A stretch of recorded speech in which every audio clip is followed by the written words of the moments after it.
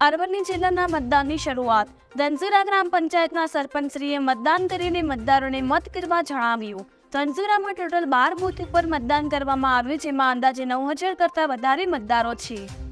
ચૂંટણીના મહાપર્વની વધુમાં વધુ લોકો મતદાન કરીને દાન કરે તેવું સરપંચશ્રીએ જણાવ્યું।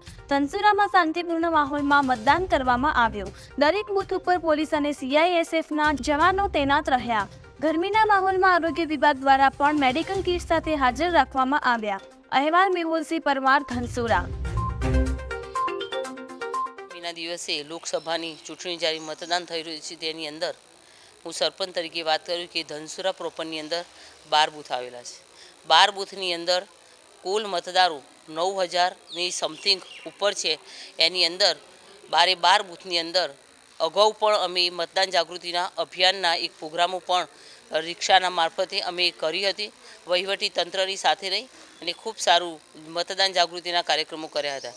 એ સંદર્ભની અંદર આજે જ્યારે મતદાન થઈ રહ્યું છે તેની અંદર 12 બૂથમાં લોકોએ ઉત્સાહપૂર્વક એક ઉત્સવના રૂપે આજે મતદાન કર્યું છે।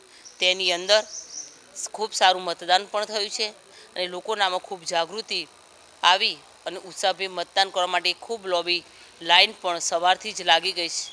અત્યારે પણ આ સમય છે તેની અંદર પણ ખૂબ મોટી સંખ્યામાં મતદારો જે બાકી છે એમને લાવવા માટે પણ અમે આયોજન કરી અને મતદારોની બૂથ સુધી પહોંચવાના અમે અથાગ પ્રયત્નો કર્યા છે।